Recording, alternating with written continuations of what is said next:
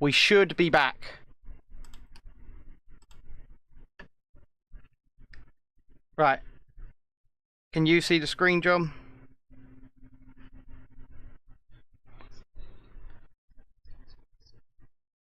Right, we've taken it back a couple minutes. Tell everybody to reboot their streams, whatever platform they're on.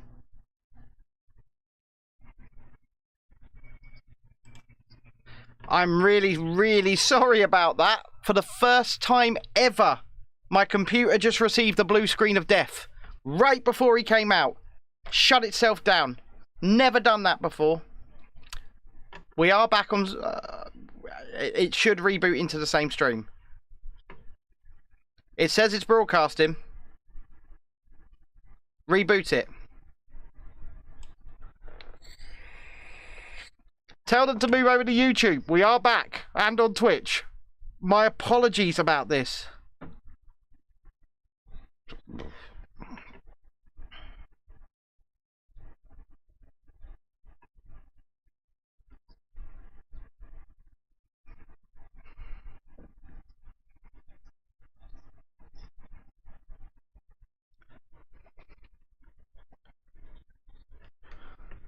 Yes, we're there. We've got it up. Don't worry.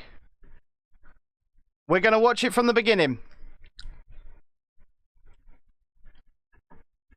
My apologies once again. We cut to a blue screen of death. We don't know what happened. Everything was just taken down. Oh, look, it's Nadine. Right, I'm going to turn this right up.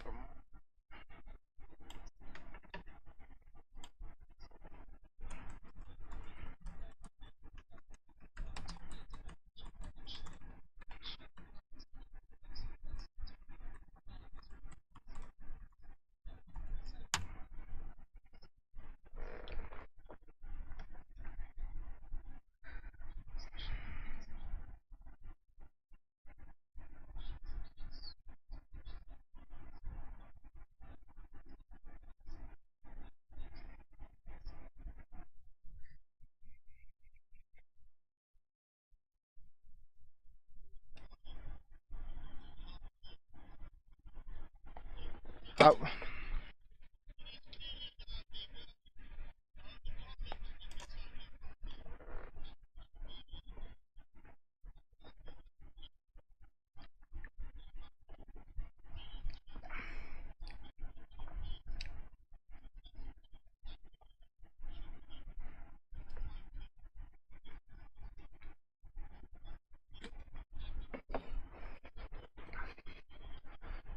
He's staying.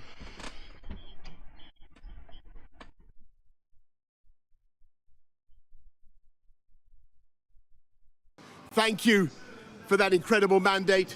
The biggest Conservative majority since 1987. The biggest share of the vote since 1979. And the reason I have fought so hard in the last few days to continue to deliver that mandate in person was not just because I wanted to do so, but because I felt it was my job, my duty, my obligation to you to continue to do what we promised in 2019. And of course, I'm immensely proud of the achievements of this government, from getting Brexit done to settling our relations with the continent for over half a century, reclaiming the power for this country to make its own laws in Parliament, getting us all through the pandemic, delivering the fastest vaccine rollout in Europe, the fastest exit from lockdown, and in the last few months, leading the West in standing up to Putin's aggression in Ukraine. And let me say now to the people of Ukraine that I know that we in the UK will continue to back your fight for freedom for as long as it takes.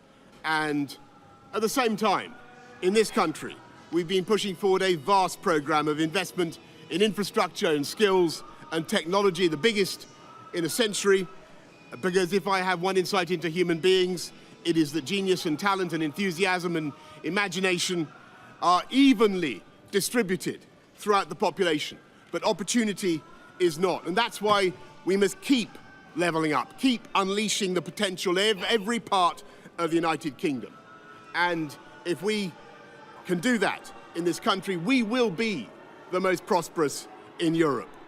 And in the last few days, I've tried to persuade my colleagues that it would be eccentric to change governments when we're delivering so much, and when we have such a vast mandate, and when we're actually only a handful of points behind in the polls, even in mid-term after quite a few months of pretty relentless sledging, and when the economic scene is so difficult domestically and internationally. And I regret not to have been successful in those arguments, and of course it's painful not to be able to see through so many ideas and projects myself.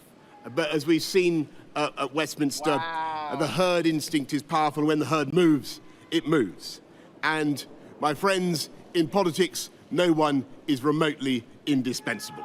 And our brilliant and Darwinian system will produce another leader equally committed to taking this country forward through tough times, not just helping hear the families protesters to get through it, but changing and improving the way we do things, cutting burdens on businesses and families, and yes, cutting taxes, because that is the way to generate the growth and the income we need to pay when are you going to start public services. Exactly. And to that new leader, I say, whoever he or she may be, I say I will give you as much support as I can. He, she, or it. To you, the British public, I know that there will be many people who are relieved, and perhaps quite a few who will also be disappointed. And I want you to know how sad I am to be giving up the best job in the world. Oh, fuck But them's off. the breaks. I want to thank Carrie and our children, She all won't be members with of you my much family longer. who've had to put up with so much for so long. I want to thank the peerless British civil service for all the help and support that you have given our police, our emergency services, and of course our fantastic NHS, who at critical moment helped to extend my own period in office, as well as our armed services and our agencies that are so admired around the world, and our indefatigable Conservative Party members and supporters, whose selfless campaigning makes our democracy possible. I want to thank Democracy? the wonderful staff here at Checkers, here at number 10, and of course at Checkers, and our fantastic prop force detectives, the one group, by the way, who never leak. Above all, I want to thank you, the British public, for the immense privilege that you have given me.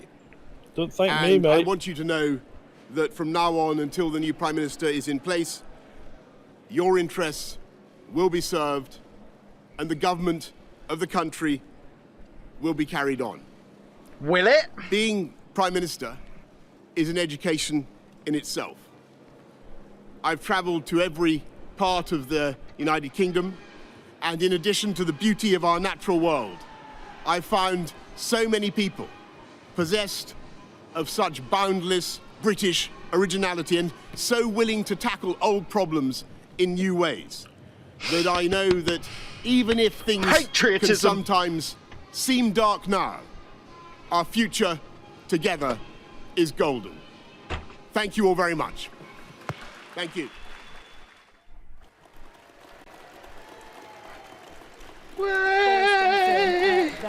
Talking about how sad he is One much, to give up the Dave. best job in the world.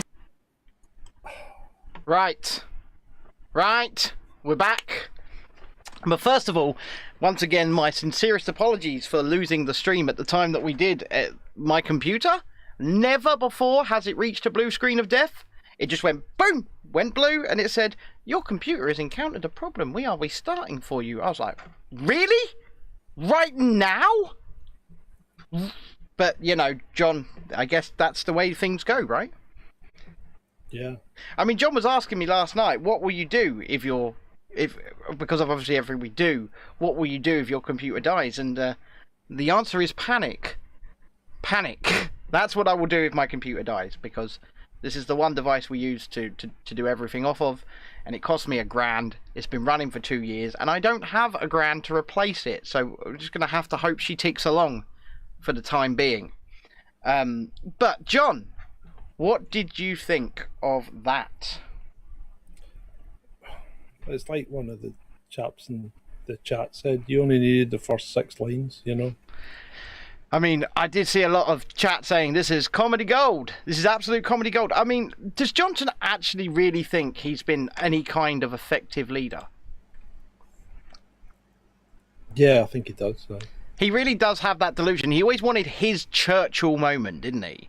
Mm-hmm. And I think he'll still continue pushing. I mean, why bring up Ukraine and his fucking resignation? yeah. Why bring up Ukraine when it's nothing to do with Ukraine? Or is this the fault of the Russians? Well, the Russians at fault here. It's that fucker, Putin. It's his fault, isn't it? It was me, John. Vladimir, it was me. Yeah. What I did was I got in the ear of Westminster MPs, and as Boris Johnson said, it's the herd that makes the decision, so we made the herd make the decision. I mean, he's basically said that he's a victim of cancel culture, from what I got from that. When I got from that speech, the herd have made their decision, and what the herd wants, the herd gets, essentially. Well, no, it doesn't, because the herd hasn't had its decision made for it for over 3 years. Well, this is it. The herd hasn't had nothing but its decisions made for it over the last 3 years. Well, he's talking And specifically about the Westminster herd, John. Yeah, yes, I know he is, but he's talking bullshit, because it's just not... what the herd is doing in Westminster then is reading the mood of the country. Yeah. And Well, regardless of the back Boris people, the mood of the country is that he is a twat. yeah, absolutely. I mean, Boris Johnson out has trended virtually every day for the last 2.5 years on Twitter. And that's a fact. It just trends again and again and again and again. And you wonder if they are bot campaigns. And I think the Back Boris campaign is mostly bots, to be honest. Could be. But technically speaking, despite the fact that he's going to intend to grip on to power until the autumn, he just said he's installed a new cabinet. He is done. He is done. And my worry is what comes next. Well, my worry is he keeps pushing Putin. Yeah. And he actually takes us into war before we get rid of him. Yeah, who's going to be replacing him? Will it be a Labour government? Will we see a general election? I simply don't know. I don't think so. I don't think they go for a general. Why would they go for a general election? They got a massive majority. Yeah, they've got a massive majority, and I think if they go for a general election, they're almost guaranteed to lose a vast swathe of it. Going for an election is crazy. Yeah, just from a purely practical point of view, why throw away 3 years of power, or two and a half, or whatever it is he's got left? I mean, lots of what they are intending or trying to do is crazy. But there we have it, John. And I think what is it with the Tory party though? Why didn't they do this when they had their vote? No confidence. No confidence. You know, but why wait 2 weeks and then it was more than two. It was more than. It was about 2 months. The vote of no confidence was in May. Really? Yeah. But anyway, why leave it so long and then make it so messy? Why not just have the vote of no confidence? Everybody vote against them and bang. But I mean, nothing's really changed in the last 2 months other than the fact he's given masses of money away to Ukraine. But, you know, this is almost like a repeating cycle, isn't it? Because the same thing happened to Theresa May. She survived the vote of no confidence. Yeah, I know. And then just a couple of months later, there she is on the steps of Downing Street resigning. Yeah. I think that once the vote of no confidence happens, despite the outcome, doesn't matter if you that's the writing on the wall. I mean, even Thatcher. I don't know if you've seen the latest season of Stranger Things. I know you have, John. But, you know, the clock chiming 4 times, counting down to your time. And I think that's what the vote of no confidence is. It's the beginning of the clock. Yeah. It's the first chime. Yeah. I think we're going to leave it there because we have more to say about this. We want you to join us again and to share it out, actually. Not just this show, because this show was a bit of a mess, but share out the fact that we're going to be back at 8 p.m. live on all platforms with probably the phone line open and hopefully with Adam too. We don't know that for sure yet. We're still speaking with him. But I want to know what you guys have got to say. I want to hear your opinions, your jokes, if you've got anything like that.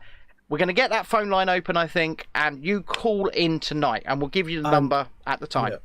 Yeah, we'll give you a number near the time. And if you want a little light entertainment after this poor performance of comedy that he put out there, have a look at Bad Art on YouTube. Yeah. Our latest one of our latest videos. Yes, or John's interpretation of Rishi Sunak's resignation letter, which is absolutely sodding hilarious, I might add. It has gone down quite well, I think. And if you haven't subscribed to us over on YouTube or brand YouTube, now's the time. YouTube.com/Chasing Descent Official, or indeed brand YouTube.com/@Chasing Descent. Now, one more bit of housekeeping before we go, and that's if you'd like to support us, if you think we're worth supporting, you can do so at patreon.com/Chasing Descent, or indeed subscribestar.com/Chasing Descent from as little as £1 a month. We're out of here. We'll be back at 8 p.m. Lovely to see you. Lovely to speak to you. Sorry about the mess ups, but we got there in the end. I'll see you later. Bye-bye. Bye.